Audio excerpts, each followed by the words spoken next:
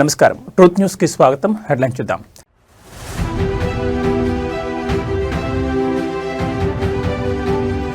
తీరానికి 5 కిలోమీటర్ల వెడల్పున పచ్చని కవచం. పర్యావరణ పరిరక్షణపై పవన్ కళ్యాణ్ కీలక సమీక్ష.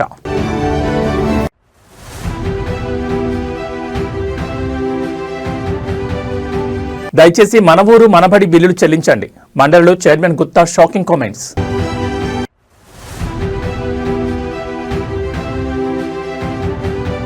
ఫాల్కన్ స్కామ్ కేసులో కీలక పరిణామం. ముంబైలో ఎండీ అమర్దీప్ అరెస్ట్.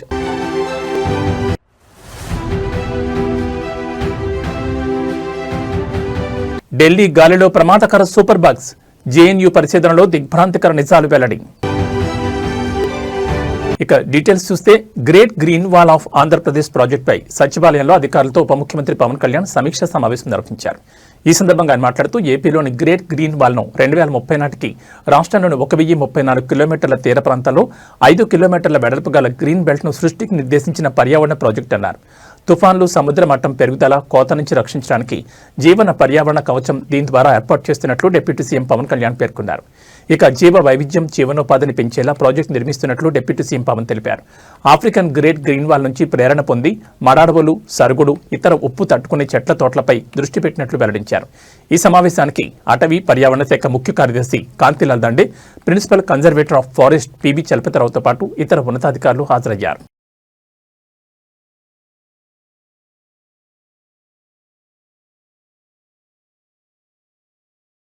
ప్రభుత్వ పాఠశాలల పునరుద్ధరణ, మౌలిక సదుపాయాల కల్పన కోసం మన ఊరు మనబడి పథకం కింద 360 కోట్లతో కాంట్రాక్టర్లు పనులు చేపట్టారని, ప్రస్తుతం ప్రభుత్వం వెంటనే ఆ నిధులను విడుదల చేయాలని శాసనమండలిలో chairman Gutta Sukhender Reddy shocking comments చేశారు. ఇవాళ సభలో ప్రశ్నోత్తరాల సమయంలో ఆయన మాట్లాడుతూ తన సొంత గ్రామంలోని పాఠశాల పనులు సగంలో ఆగిపోయాయని, చలికాలంలో పిల్లలు ఆరుబయట కూర్చుంటున్నారని కామెంట్ చేశారు. నిధుల విడుదల విషయం గురించి గత 1 సంవత్సరం నుంచి ప్రిన్సిపల్ సెక్రటరీ యోగితా రాణాకు, డిప్యూటీ సీఎం మల్లు భట్టి విక్రమార్కకు, ముఖ్యమంత్రి రేవంత్ రెడ్డికి చెప్పానని ఆయన తెలిపారు. రాష్ట్రంలో అన్ని రకాల పేమెంట్లు జరుగుతున్నాయని, కానీ ఈ ప్రభుత్వం మన ఊరు మనబడిని అమ్మ ఆదర్శ పాఠశాలని పేరు మార్చి మైనింగ్ సెస్కి అటాచ్ చేసిందని అన్నారు. అక్కడక్కడ కొన్ని పేమెంట్లు జరుగుతున్నాయని, అయితే ప్రస్తుతం అవి కూడా ఆగిపోయాయని పేర్కొన్నారు. ఇప్పటికే ప్రభుత్వ పాఠశాలలో డ్రాపౌట్లు పెరిగాయని, 2024-25 విద్యా సంవత్సరం ప్రకారం ప్రభుత్వ బడుల్లో 18.5 లక్షల మంది, ప్రైవేట్ పాఠశాలలో 36 లక్షల మంది చదువుతున్నారని తెలిపారు. కానీ ఈ సంవత్సరంలో ప్రభుత్వ పాఠశాలలో 3 లక్షల మంది కొత్త విద్యార్థులను చేర్చినట్లు అధికారులు లెక్కలు చెప్తున్నారని, అవన్నీ ఉత్తవేనని సెటైర్లు వేశారు. నిజానికి 30,000 మంది కూడా కొత్తగా చేరలేదని ఆయన చురకలంటించారు. ఇప్పటికైనా ప్రభుత్వం మన ఊరు మనబడి పేమెంట్లను క్లియర్ చేయాలని మండలి చైర్మన్ గుత్తా సుఖేందర్ రెడ్డి ప్రభుత్వాన్ని విజ్ఞప్తి చేశారు.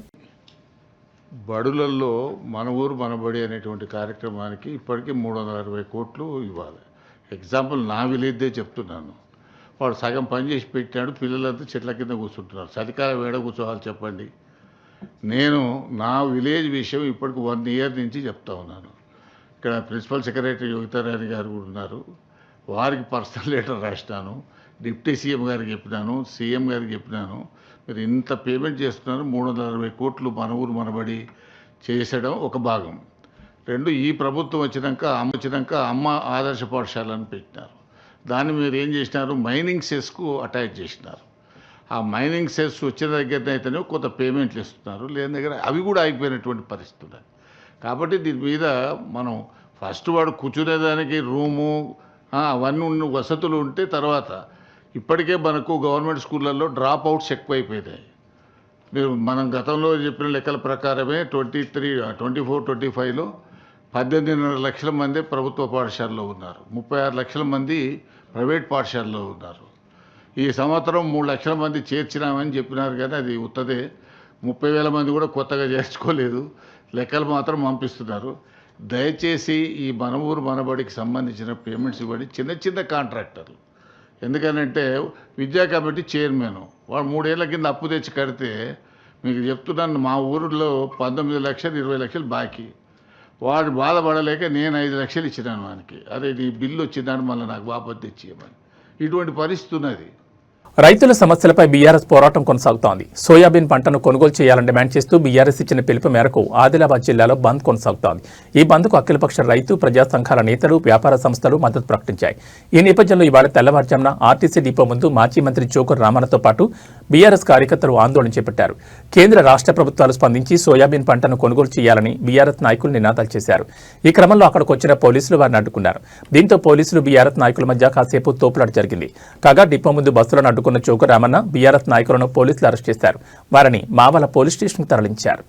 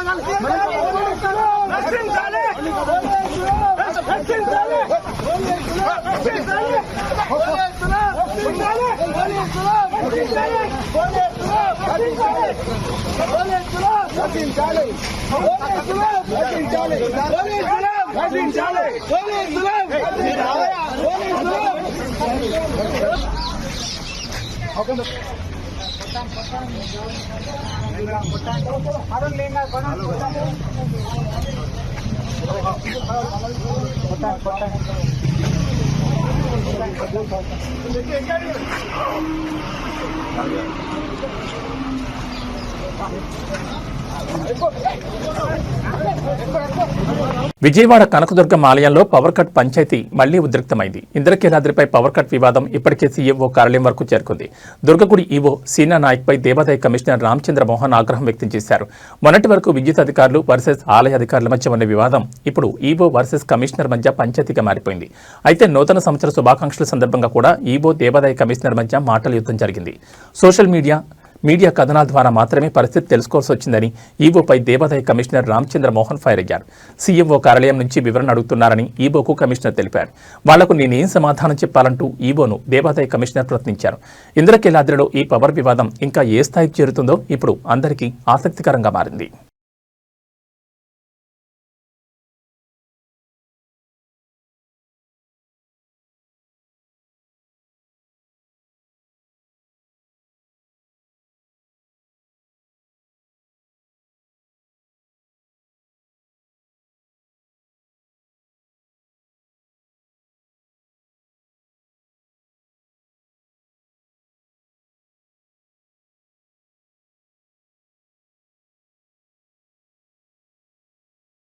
అంబేద్కర్ కోనసీమ జిల్లాలో హైటెన్షన్ నెలకొంది. మలికిపురం మండల పరిధిలోని ఇరుసుమండ గ్రామంలో ఉన్న ఓఎన్జీసీ గ్యాస్ బావిలో సోమవారం మధ్యాహ్నం భారీ ఎత్తున గ్యాస్ లీక్ అయి ఒక్కసారిగా మంటలు చెలరేగాయి. సుమారు 100 అడుగుల ఎత్తు వరకు మంటలు ఎగిసిపడుతుండటంతో స్థానికులు తీవ్ర భయాందోళనకు గురయ్యారు. అధికారుల సమాచారం ప్రకారం మోరీ 5 నెంబర్ బావిలో మరమ్మతులు చేస్తున్న సమయంలో ఒక్కసారిగా గ్యాస్ క్రూడ్ ఆయిల్ విపరీతమైన పీడనంతో పైకెగిజింది. దీన్నే సాంకేతికంగా బ్లోఅవుట్ అని పిలుస్తారు. గ్యాస్ లీకేజ్ వల్ల గాలిలో నిప్పురవ్వలు అంటుకుని భారీ అగ్ని ప్రమాదం సంభవించింది. ఈ బావిని ప్రైవేట్ సంస్థ డీప్ ఇండస్ట్రీస్ నిర్వహిస్తోంది. ప్రస్తుతం బావిలో సుమారు 40,000 క్యూబిక్ మీటర్ల గ్యాస్ నిల్వ ఉన్నట్లు అంచనా వేస్తున్నారు. ఈ గ్యాస్ ఒత్తిడి తగ్గే వరకు మంటలు నార్పడం అసాధ్యమని అధికారులు చెబుతున్నారు. మంటల తీవ్రతను తగ్గించేందుకు సమీపంలోని గోడవల్లి కాలువ నుంచి నీటిని మళ్లించేందుకు ఇంజన్లు ఏర్పాటు చేశారు. ఒకవేళ మధ్యాహ్నం లోపు మంటలు అదుపులోకి రాకపోతే బావిని శాశ్వతంగా మూసివేసే ప్రక్రియను చేపట్టాలని ఓఎన్జీసీ నిపుణులు భావిస్తున్నారు. రాజమండ్రి, నరసాపురం నుంచి నిపుణులు ఘటనా స్థలానికి చేరుకున్నారు. ప్రమాద తీవ్రత దృష్ట్యా ఇరుసుమండ గ్రామంతో పాటు చుట్టుపక్కల ఉన్న మరో 2 గ్రామాల ప్రజలను అధికారులు సురక్షిత ప్రాంతాలకు తరలించారు. లక్కవరం తదితర ప్రాంతాల్లోని కళ్యాణ మండపాల్లో వారికి వసతి కల్పించారు. ఇప్పటికే వందలాది కొబ్బరి చెట్లు అగ్నికి ఆహుతైన విషయం తెలిసిందే.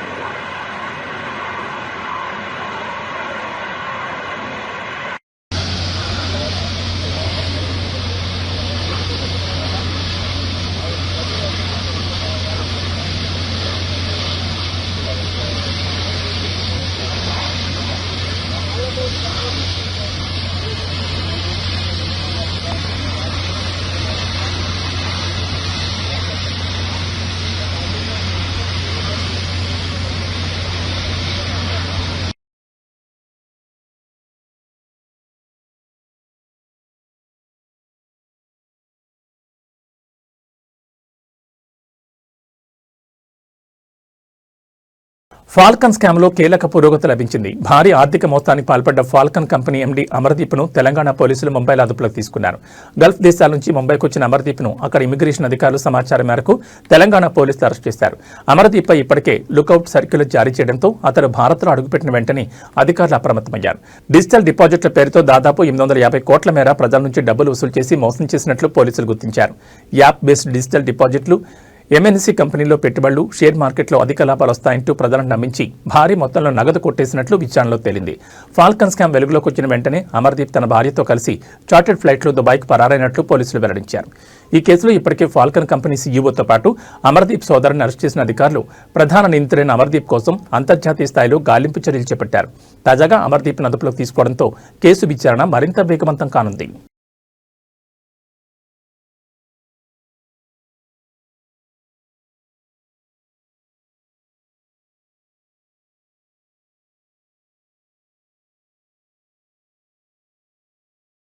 చిత్తూరు జిల్లాలో మామిడి రైతులు తీవ్ర ఆగ్రహం వ్యక్తం చేస్తూ నిరసన బాటపట్టారు. జిల్లా వ్యాప్తంగా ఉన్న పలు జ్యూస్ ఫ్యాక్టరీలు, గుజ్జు పరిశ్రమలు రైతులకు చెల్లించాల్సిన సుమారు 360 కోట్ల బకాయిలను నెలల తరబడి పెండింగ్లో పెట్టడమే ఇందుకు ప్రధాన కారణంగా వారు పేర్కొంటున్నారు. గత సీజన్లో ప్రభుత్వం ప్రకటించిన మద్దతు ధర ప్రకారం ఫ్యాక్టరీ యజమానులు కిలో మామిడికి 8 రూపాయలు చెల్లించాల్సి ఉండగా కేవలం 4 రూపాయలు మాత్రమే ఇస్తుండటంతో అన్నదాతలైన తాము తీవ్రంగా నష్టపోతున్నామని ఆవేదన వ్యక్తం చేస్తున్నారు. ఈ మోసాన్ని నిరసిస్తూ గుడిపాల వంటి ప్రాంతాల్లోని జ్యూస్ ఫ్యాక్టరీల గేట్లకు తాళాలు వేసి బైఠాయించారు. తమ కష్టార్జితం తమకు అందే వరకు బకాయిలు పూర్తి స్థాయిలో చెల్లించే వరకు ఫ్యాక్టరీలను తెరిచే ప్రసక్తే లేదని రైతులు హెచ్చరిస్తున్నారు. మరోవైపు ప్రభుత్వం తరపున అందాల్సిన 4 సబ్సిడీ కొంతవరకు రైతుల ఖాతాల్లో జమ అయినప్పటికీ ఫ్యాక్టరీల నుంచి రావాల్సిన మెజార్టీ వాటా రాకపోవడంతో రైతులు అప్పుల ఊబిలో కూరుకుపోతున్నామని చెప్తున్నారు. ఇప్పటికే జిల్లా కలెక్టరేట్ వద్ద కూడా చెలో కలెక్టర్ ఆఫీస్ పేరుతో భారీ నిరసన ప్రదర్శన జరిగిన విషయాన్ని గుర్తు చేశారు. పొరుగు రాష్ట్రాలైన కర్ణాటక, తమిళనాడులో ధరల తగ్గుదలను సాగుగా చూపుతూ ఇక్కడి ఫ్యాక్టరీ యజమానులు తమను నిలువున ముంచుతున్నారని రైతులు ఆవేదన గురవుతున్నారు. కొత్త సాగు సీజన్ ప్రారంభమవుతున్న తరుణంలో ఎరువులు, ఇతర పెట్టుబడులకు డబ్బు లేక ఇబ్బంది పడుతున్నామని, వెంటనే ప్రభుత్వం జోక్యం చేసుకుని ఫ్యాక్టరీల నుంచి బకాయిలు వసూలు చేయించాలని వారు ప్రభుత్వాన్ని డిమాండ్ చేస్తున్నారు. వీళ్ళు గవర్నమెంట్ ఆ రోజు 7 రూపాయలని చెప్పి ఫిక్స్ చేయడం జరిగింది. దానికి 8 రూపాయలు ఫిక్స్ చేసినప్పుడు ఫ్యాక్టరీ వాళ్ళు అందరూ కూడా దానికి సమ్మతించి వచ్చారు. గవర్నమెంట్ ఇవ్వాల్సిన 4 రూపాయలని రైతులకు ఆల్రెడీ అందరికీ కూడా చేరిపోయింది. ఫ్యాక్టరీ వాళ్ళు మాత్రం లాభాలు సంపాదించుకుంటూ ఉన్నారు, కానీ రైతులు ఇవ్వడంలో వెనుకం చేస్తూ ఉన్నారు. మన రైతు నాయకులు చెప్పినట్లు వాళ్ళకి మన రిక్వెస్ట్ అవసరంలే. మన డబ్బు, మన కష్టం, మనం పంట చేస్తేనే వాళ్లకు లాభాలు వస్తాయి. వాళ్ళు మరీ విపరీతంగా పోతా ఉన్నారు కాబట్టి 14వ తేదీ మీరు అన్నట్లు ముఖ్యమంత్రి గారిని కలుస్తాము. లేని పక్షంలో డైరెక్ట్గా వచ్చి ఫ్యాక్టరీలు ఆపేస్తాం. ఫ్యాక్టరీ లోపల అందులో ఈ ఫ్యాక్టరీ వాళ్ళు వచ్చి పర్టికులర్గా పెక్యులర్ పర్సన్స్ ఎన్నడీ చుట్టుపక్కల గ్రామాలు అన్నిటికీ తెలుసు. వీళ్ళు చేస్తూ ఉండే అరాచకాలు. ఈ ఫ్యాక్టరీలో గలీజు మొత్తం ఈ చెరువులో ఉంటుంది. మన ఈ ఫ్యాక్టరీలో గలీజు మొత్తం ఈ చెరువులో ఉంటుంది. దీన్ని ఈ నీళ్లు రైతులు తాగాల, ప్రజలు వాడుకోవాలా. కనీసం ఖర్చున్న ఇస్తామనేసి 12 రూపాయలు ఫిక్స్ చేసి ఇస్తామని చెప్పినారు. మళ్ళీ 2 రోజులు ఫ్యాక్టరీలు తెరవకుండా మళ్ళీ ముఖ్యమంత్రి 4 రూపాయలు మేము ఇస్తాము, 8 రూపాయలు మీరు ఇవ్వండి అనేది మాట్లాడుకొని అది రైతులకు తెలియదు.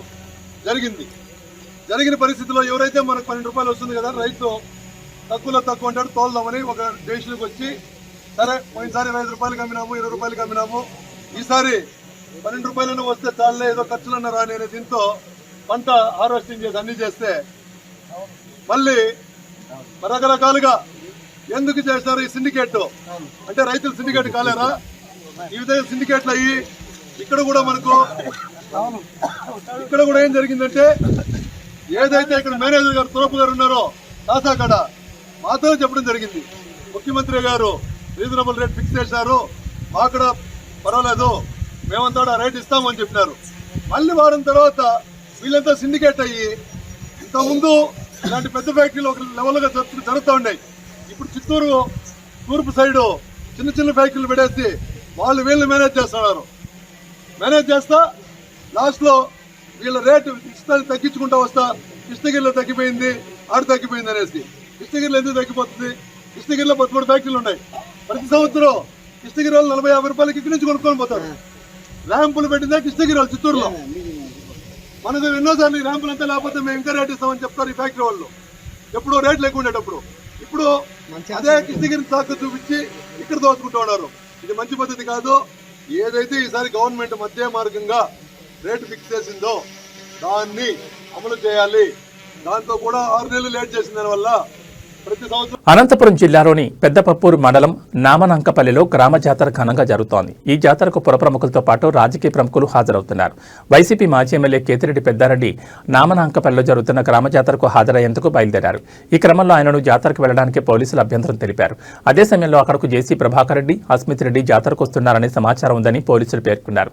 ఇరువురు ఎదురుపడితే గ్రామంలో ఘర్షణ తలెత్తే అవకాశం ఉంటుందని భావిస్తున్నట్లు అంచనా వేశారని సమాచారం. ఈ క్రమంలో పెద్దారెడ్డిని పోలీసులు అడ్డుకున్నట్టు తెలుస్తోంది. అయితే దీనిపై వైసీపీ నాయకత్వం స్పందిస్తూ పోలీసులు అత్యుత్సాహాన్ని ప్రదర్శించారని ఆరోపించింది. జాతరకు హాజరయ్యేందుకు వెళితే అడ్డుకోవడం ఏంటని ప్రశ్నించింది. గతంలో కూడా పోలీసులు ఇదే విధంగా వ్యవహరించారని ఆగ్రహం వ్యక్తం చేసింది. కోర్టు ఆదేశాలున్నా వాటిని పోలీసులు పట్టించుకోవడం లేదని, జేసీ ఆదేశాలతో పదే పదే పెద్దారెడ్డిని అడ్డుకుంటున్నారని విమర్శించారు. ఇంకెంతకాలం ఇదే తీరు కొనసాగుతుందని నిలదీశారు. టెంపుల్ అయితే ఎప్పుడో సార్ వచ్చింది. అవన్నీ కాదు అయితే ఇప్పుడు సిచ్యువేషన్ వాళ్ళు రానియద్దు, నేను రాను. మీరు వచ్చారా వాళ్ళు కూడా కట్టే చేస్తారా? ఏంది ఆ చేతులు పట్టుకుంటే నీకేది ఎవరైనా చెప్పేది? నువ్వు బెదిరించా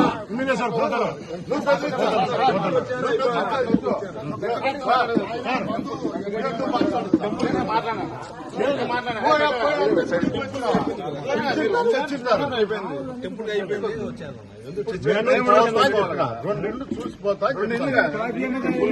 మీరు వేరే దానికి అందరికీ అదే ఉంది.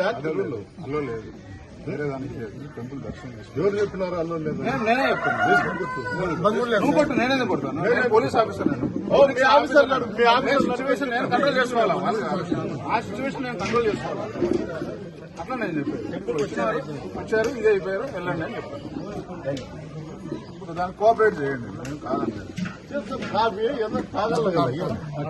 Congress parliamentary party chairperson Sonia Gandhi అనారోగ్యానికి గురయ్యారు. వెంటనే ఆమెను ఢిల్లీలోని సర్ గంగారాం ఆసుపత్రికి తరలించారు. ఆమె ఆరోగ్యం క్షీణించడంతో మంగళవారం ఉదయం ఆమెను ఆసుపత్రికి తరలించారు. వైద్యుల బృందం ఆమెను పర్యవేక్షిస్తోంది. సోనియా గాంధీ ఆరోగ్యం గురించి కాంగ్రెస్ పార్టీ ఇంకా అధికారిక ప్రకటన విడుదల చేయలేదు. కాంగ్రెస్ సీనియర్ నాయకురాలు, రాజ్యసభ ఎంపీ సోనియా గాంధీ గత కొంతకాలంగా ఆరోగ్య సమస్యలతో ఇబ్బంది పడుతున్నారు. సోనియా గాంధీ నాయకత్వంలో పార్టీ వరుసగా 2 సార్వత్రిక ఎన్నికల్లో గెలిచి 2000లో 16 రాష్ట్రాలను పరిపాలించింది. అనంతరం ఆమె 2015లో కాంగ్రెస్ అధ్యక్షురాలుగా రాజీనామా చేశారు. ప్రస్తుతం ఆమె రాజ్యసభ సభ్యులుగా ఉన్నారు.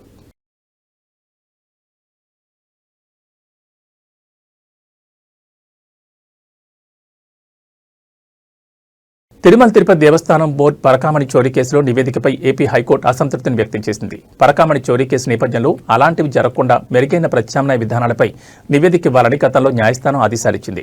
నిన్న హైకోర్టుకు నివేదిక ఇచ్చిన టీటీడీ ప్రత్యామ్నాయ విధానాలను సరిగ్గా నివేదికలో పేర్కొనలేదని న్యాయమూర్తి పేర్కొన్నారు. పరకామణిలో భక్తుల కానుకలు పక్కదారి పట్టడం సహించలేమని కోర్టు తేల్చి చెప్పింది. ఇక టీటీడీ పరకామణి చోరీ కేసులో నిందితులతో అప్పటి పోలీసుల పాత్ర ఏంటని ఏపీ హైకోర్టు ప్రశ్నించింది.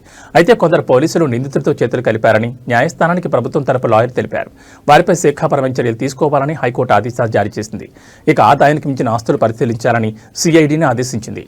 అలాగే భక్తుల మనోభావాలను కాపాడాల్సిన బాధ్యత టీటీడీపై ఉందని ఏపీ హైకోర్టు తెలిపింది. ఈవోతో చర్చించి మరోసారి తెలుపుతామని న్యాయస్థానానికి టీటీడీ స్టాండింగ్ కౌన్సిల్ చెప్పింది. కోర్టు ఏదైనా ఆదేశాలు ఇస్తే అమలు చేస్తామని టీటీడీ పేర్కొంది. సలహాలు సూచనలు తెలపకుండా ఏం ఆర్డర్ ఇస్తామని న్యాయస్థానం ప్రశ్నించింది. దీంతో తదుపరి విచారణను ఎల్లుండికి వాయిదా వేస్తున్నట్లు చెప్పారు.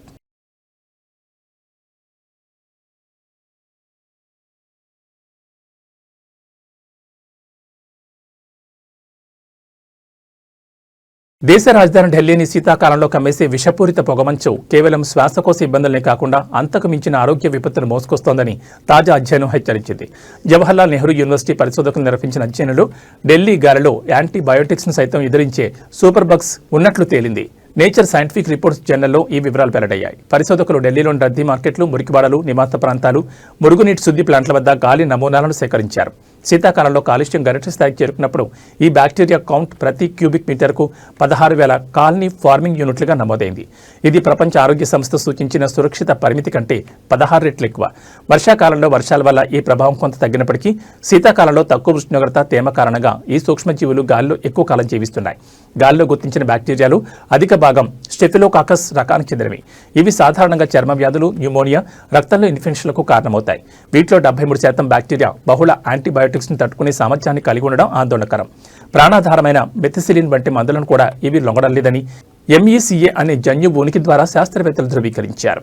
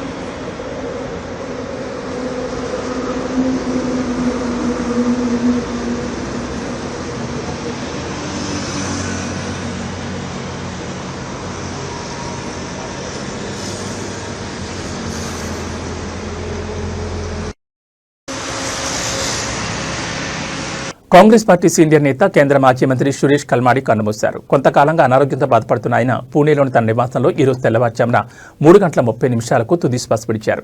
కుటుంబ సభ్యుల సమాచారం ప్రకారం ఇవాళ మధ్యాహ్నం 2 గంటల వరకు ఎరండవాణిలోని కల్మాడి హౌజ్లో ఆయన భౌతికాయాన్ని ప్రజల సందర్శనార్థం ఉంచుతారు. అనంతరం సాయంత్రం 3:30 గంటలకు పూణేలోని వైకుంఠ శ్మశాన వాటికలో అంత్యక్రియలు నిర్వహించనున్నారు. కల్మాడి మృతి పట్ల పలువురు పార్టీ నేతలు సంతాపం వ్యక్తం చేస్తున్నారు. భారత వాయుసేనలో పైలట్గా తన కెరీర్ను ప్రారంభించిన సురేష్ కల్మాడి ఆ తర్వాత రాజకీయాలకు పెట్టి తనదైన ముద్ర వేశారు.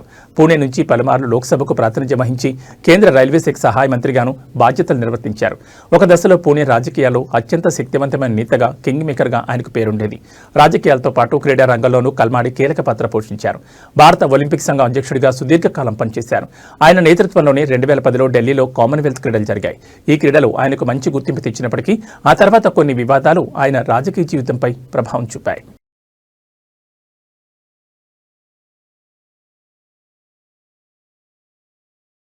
ఇక బులెటిన్ ముగించే ముందు హెడ్లైన్స్ మరోసారి.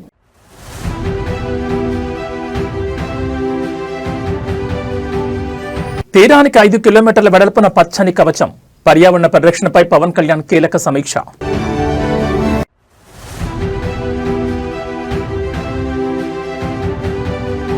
దయచేసి మన ఊరు మనబడి బిల్లులు చెల్లించండి, మండలిలో chairman Gutta shocking comments.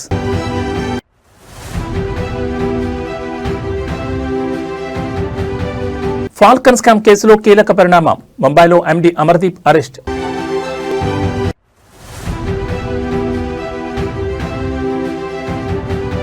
Delhi గాలిలో ప్రమాదకర సూపర్ బగ్స్, జేఎన్యూ పరిశోధనలో దిగ్భ్రాంతికర నిజాలు వెల్లడి.